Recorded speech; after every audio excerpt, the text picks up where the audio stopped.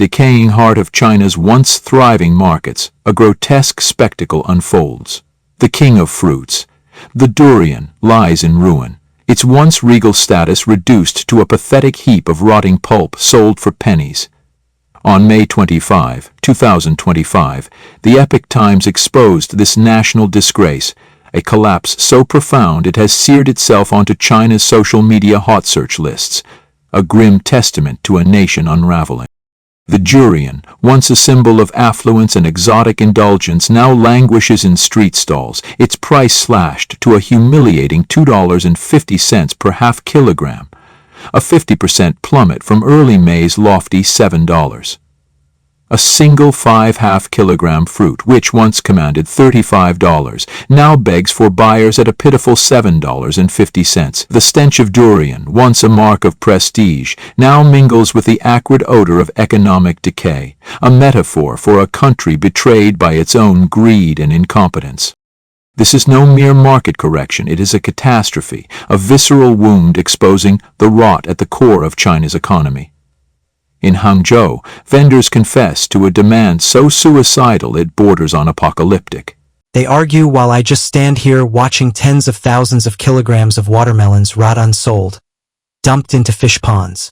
In Zhong's Shanchu, once called the Watermelon Kingdom, melons now sell for a few thousand dong per kilo, and farmers lose everything, their children's futures hanging by a thread. Durian is in ruins too. Prices have plunged to just $2 per kilo, yet crates of spoiled fruit pile up with no buyers. It's all because of reckless import policies and opaque subsidies that turned prized fruits into garbage. People can only stare helplessly at the sky. Weighed down by crushing debts, never has it been this tragically bleak. During the peak months of May through July, shops once moved 700 half-kilogram units daily, but only because the fruit's worthlessness sparked a frenzy of panic buying among consumers desperate to exploit the crisis. In 2 weeks, prices may dive further, a fruit stall worker muttered, his voice heavy with resignation, as if the durian's downfall were an unstoppable force, dragging the market into oblivion. Thursday night markets reveal a ghastly sight. Stalls that once proudly displayed imported Munthong durians now bear signs screaming, "Special offer A grade, $3 per half kilogram, B grade, $2.50 per half kilogram," as if unloading rancid cargo were a matter of survival. Vendors, their faces etched with desperation, practically beg passers-by to take the stench-filled carcasses for spare change. One stallholder, gloating with hollow pride, boasted of offloading 100 crates, approximately 3,000 half-kilogram units, in a single day of mass hysteria. A grim metric not of prosperity but of a market in freefall. In Chengdu, the horror is no less palpable. On May 12, 2025, Red Star News captured the shock of shoppers on Yulin Road gawking at durians that peaked at $4.50 per half kilogram just weeks ago, now marked down to $3. At Hemafresh in Wuhao District, Muntong durians cling to a price of $4.20 per half kilogram, but attendants admit they barely cover costs, forced to stock 200 half-kilogram units daily and sell out within hours just to stem the tide of spoilage. Across China, supermarkets and wet markets reveal a bitter truth. A tropical fruit glut has descended like a plague. Mangosteens and durians, once coveted luxuries, flood the aisles, their prices in a death spiral. At Chengdu's Yimin Market near Quanzhai Alley, even $4 per half kilogram is now peddled as a deal, a 22% plunge from April's $6. On JD.com and Taobao, sellers scramble to register tens of thousands of durian orders, only to ship fruit that rots in transit, arriving as waterlogged, unripe sludge. A final insult to consumers who once saw durians as a status symbol. The rot runs deeper than the fruit itself. China's import volume has exploded, with Sichuan's imported fresh durian soaring 145.8% year-on-year in 2024. Thai orchards, disgorging mountains of fruit each June, combined with scorching summer heat that cuts storage life to mere days, have forced wholesalers to slash prices into the dirt to clear the damnable spoilage. The result is a once luxurious treat reduced to garbage fodder, a monument to economic mismanagement sown by reckless imports, greedy middlemen, and a cold-chain logistics system so negligent it borders on sabotage. Chinese consumers, long celebrated as discerning gourmets, are now punished with rancid substandard durians sold for pocket change, while vendors chant hollow praises of robust sales as they unload rotting stock, smugly celebrating a surge that signals nothing but desperation and decay. The durian's fall is not an isolated tragedy, but part of a broader collapse that has ensnared another former luxury: cherries. Just a few years ago, cherries commanded $14 to $28 per half kilogram, 100 yuan to 200 yuan, cementing their status as an elite indulgence beyond the reach of ordinary consumers. But the Chinese Communist Party's CCP reckless policies, slashing import tariffs and loosening oversight to bolster consumer choice, unleashed a deluge of fruit that has drowned the market. In 2024 to 2025, Chile exported 124.5 million crates, each 5 kilograms of cherries to China, a 50% jump translating to 620,000 metric tons. This government-driven influx, fueled by subsidies for cold chain logistics and reduced customs duties, has proven disastrous, flooding local markets with supply that grotesquely outstrips demand. On short video platforms, merchants hawk cherries under banners screaming "market crash" and massive discounts as they unload mountains of fruit at rock-bottom prices. A Red Star News investigation on February 3, 2025 revealed the grim reality. Level 1 distributors in Guangxi, Xi'an, and Jiaxing confirm that wholesale prices are at their lowest in years, crippled by the government's import-driven glut. A veteran wholesaler confessed, 2 years ago, even second-grade 2 cherries sold for $42 to $56 per crate, 300 yuan to 400 yuan. Now we're forced to accept paltry returns. Insiders warn that while genuine, high-grade cherries still sell quickly, inferior lots, stranded by these reckless policies, rot on shelves, their vibrant red hues fading into a sickly brown, a visual echo of the market's collapse. This carnage is not a fleeting anomaly, but a damning indictment of a broken system. The durian and cherry markets, once symbols of China's rising affluence, now stand as tombstones marking the death of economic stability. Overproduction, fueled by unchecked imports and a supply chain riddled with inefficiencies, has betrayed vendors, workers, and consumers alike. Wholesalers, drowning in unsold stock, face financial ruin, their warehouses overflowing with fruit that spoils faster than it sells. Vendors, once proud purveyors of exotic delicacies, now haggle like scavengers, peddling substandard produce to a disillusioned public. Consumers, lured by the promise of affordable luxury, are left with rancid durians and mushy cherries, their trust in the market shattered. The human toll is devastating. In Hangzhou, a vendor named Li, who has worked the fruit stalls for a decade, shared his despair. "I used to make enough to support my family, but now I'm selling at a loss. If this continues, I'll have to close." In Chengdu, a warehouse worker named Zhang described the chaos. "We unload crates all day, but half the durians are already rotting when they arrive. The bosses don't care. They just want to clear inventory." In rural areas, farmers who pivoted to fruit trading to escape poverty now face bankruptcy, their dreams crushed by a market that rewards greed over sustainability. The CCP's policies, touted as consumer-friendly, have instead sown chaos, leaving entire communities to bear the costs of a system that prioritizes optics over reality. This crisis is a microcosm of China's broader economic and social decay. The same mismanagement that has gutted the fruit market mirrors the failures driving empty cities, shuttered factories, and a demographic collapse hidden by the CCP's lies. The durian, once a king, now lies dethroned, its fall a warning of a nation teetering on the edge of ruin. As prices plummet and desperation mounts, the stench of rotting fruit fills the air, a fitting metaphor for a country suffocating under the weight of its own deception. The markets are dying, the people are suffering, and the CCP's silence is deafening. Will this be the final chapter for China's economic miracle, or merely the prelude to a deeper, darker collapse? 2.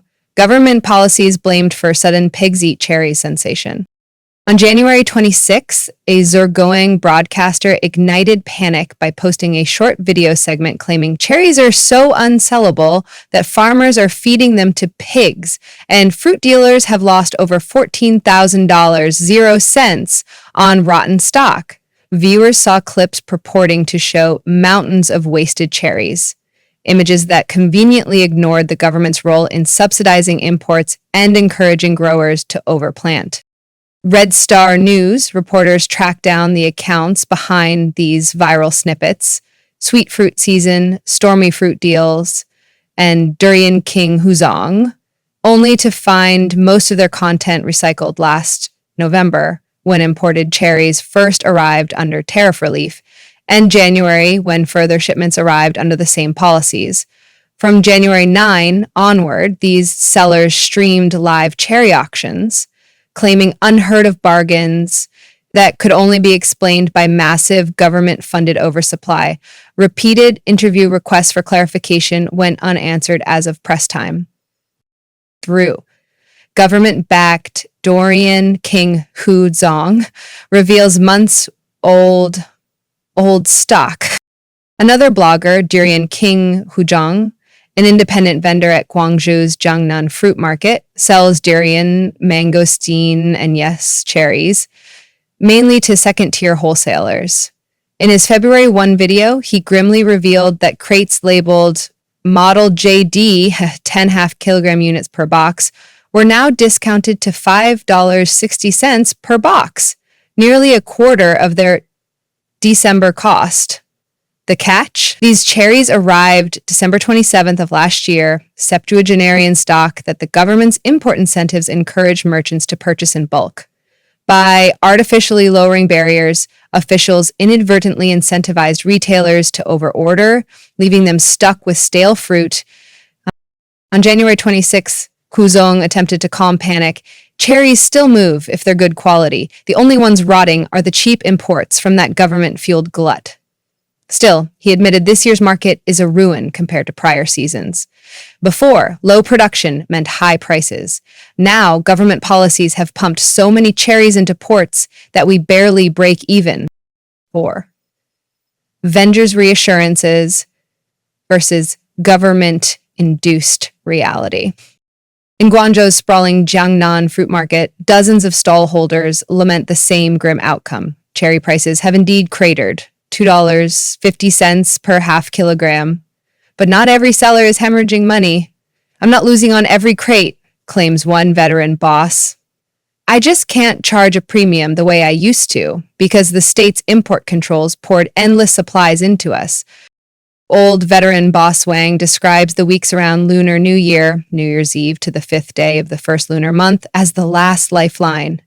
As foot traffic surges for family reunions, anyone holding high stock can still turn a profit. But once the holiday rush ends, prices dive again, thanks to those government-backed container ships still arriving in full force. Another retailer, Boss Tan, insists his stall remains profitable. My clients are making money, few are losing. If you buy at the right price and your quality holds, you'll sell.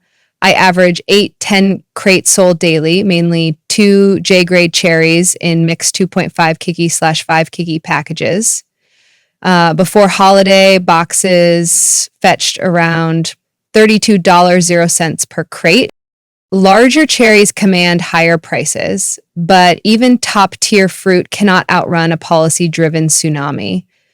Government subsidies for cold chain transport slashed logistical costs, flattening margins.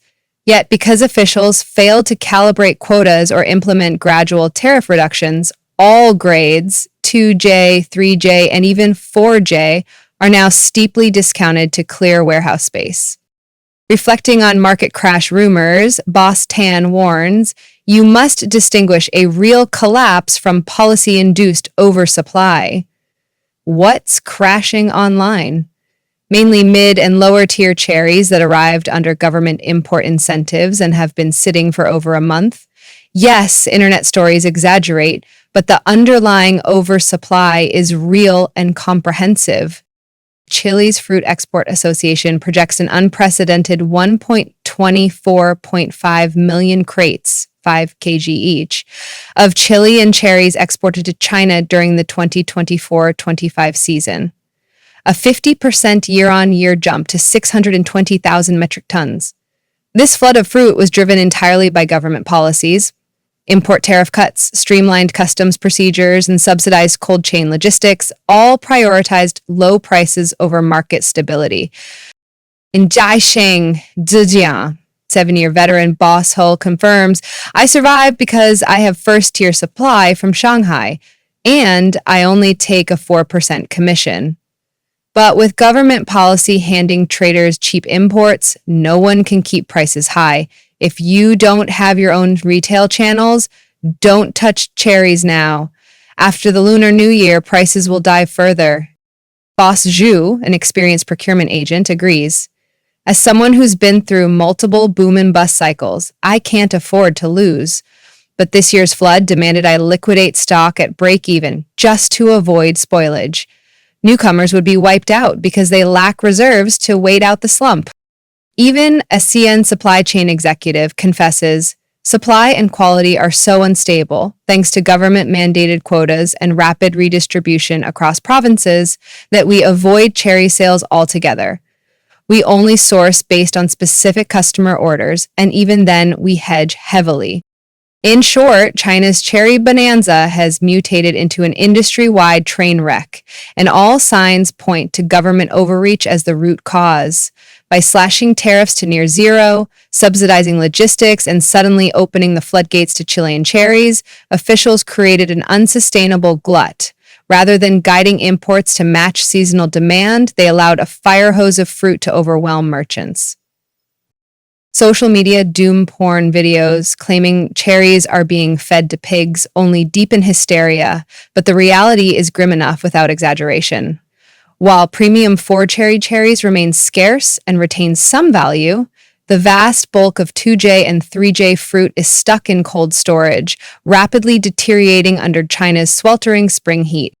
Veteran insiders universally warn this is not the season for amateurs. Government policies tip the balance so far in favor of cheap imports that profits evaporated.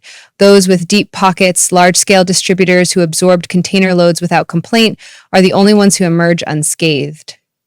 Mom-and-pop stalls, fledgling wholesalers, and eager online resellers are left holding rotting boxes. The only question now is whether government officials will learn from this catastrophe. For the moment, the cherry freedom, once promised by officials, where every family could afford this exotic luxury, has turned into a bitter lesson. Unbridled oversupply can turn even the most prestigious fruit into garbage fodder.